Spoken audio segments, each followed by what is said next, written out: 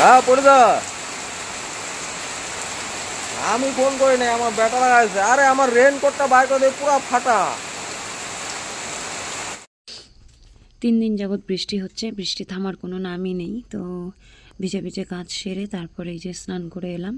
সমুদ্রের বাবা চা বানিয়েছে আর আমার জন্য লাল চাও বানিয়েছে আদা দিয়ে। লাল চাও খাবো, দুধ চাও খাবো। এই যে দেখো লাল চা, কার জন্য জানো? সমুদ্র মার জন্য। লাল চা খাবেন না, কাশির সিরাপও খাবেন না। কাশি হয়েছে, কাশি দিতে দিতে দম বন্ধ হয়ে যায়। লাল চা বানায় দিলাম, খাও। কাশির সিরাপ তো খাবা না, লাল চাই খাও। তো লাল চাও খেলাম, দুধ চাও খেলাম। আর এখন রান্না করব সয়াবিন তরকারি। পাকা লঙ্কা বেটে রেখেছি, আলু সেদ্ধ করে রেখেছি, তাই দিয়ে এখন সয়াবিন তরকারি রান্না করব। তো আমরা বাড়িতে সমুদ্রকে নিয়ে 4 জন। সমুদ্রের পাপা বললো রাতেবেলা খিচুড়ি রান্না করার জন্য। তো এখন এই যে বেশি কিছু রান্না করব না, শুধু সয়াবিন তরকারি করব। আর এত বৃষ্টির মধ্যে ভিজে ভিজে এই কাজ ওই কাজ করা খুবই কষ্ট হয়ে যায়। তো সমুদ্র পাপাই বলছিল বেশি কিছু করতে হবে না, এটা দিয়েই 2 বার খেয়ে নেব, তারপর রাতেবেলা তো খিচুড়ি হবেই। আলুগুলো আগে থেকে সেদ্ধ করে নিলে সয়াবিন তরকারিটা বেশ ভালো হয় খেতে। আমাদের এখানে তো গত 3 দিন থেকে প্রচুর পরিমাণে বৃষ্টি হচ্ছে। তবে অনেক জায়গাতে মানে আত্মীয় স্বজন যে আছে তাদের ফোন টোন করে শুনতে পেলাম যে প্রায় সব জায়গাতেই বৃষ্টি হচ্ছে। কবে যে থামবে এই বৃষ্টি জানি না।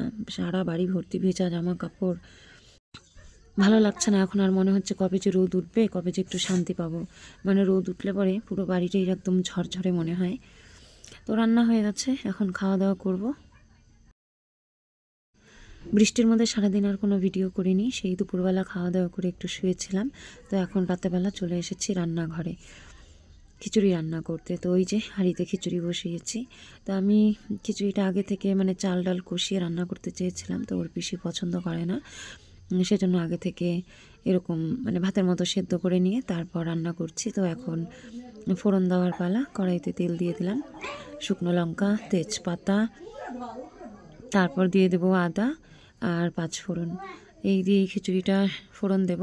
আর আচার আছে সাথে। আর সমুদ্র তো খিচুড়ি খায় না, ওর খুবই অপছন্দ। তো ওর জন্য ভাত মানে সেই দুপুরের ভাত ছিল, সেই ভাত ভাজা করব একটা, ডিম ঝুরঝুরে করে দিয়ে। আর আমাদের জন্য ডিমের অমলেট করব। খিচুড়িটা ঢেলে ফোড়ন দিতে সাহস পেলাম না, মনে হলো যদি গায়ে টায়ে ছিটে আসে। সেই জন্য এরকম করে কড়াই থেকে হাতায় করে নিয়ে তারপর দিয়ে দিলাম। লাইটের জন্য মনে হচ্ছে যেন একদমই হলুদ দেওয়া হয়নি, সাদা ভাতের মতো লাগছে দেখতে, কিন্তু না, হলুদটা ঠিকই ছিল, লাইটের জন্য এরকম লাগছে দেখতে। তো খিচুড়ি ফোড়ন দেওয়া হয়ে গেছে। আর নামানোর আগে একটু ভাজা জিরে গুঁড়ো করে রেখেছিলাম, সেটা দিয়ে দিলাম। ঘরে তেমন কোনো সবজি ছিল না, যদি সবজি থাকতো তাহলে সবজিও দেওয়া যেত।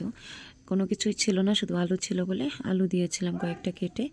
যাই হোক, এখন ডিমের অমলেট করছে সমুদ্রের বাবা, করছে ডিমের অমলেট। এই বৃষ্টির মধ্যে খিচুড়ি আর ডিমের অমলেট পুরো জমে যাবে একদম। তো চলো আমরা খাওয়া দাওয়া করে নিই। আমার আজকের ভিডিওটা যদি ভালো লাগে তাহলে একটা লাইক করে দিও আর কমেন্ট করে জানিও কেমন হয়েছে।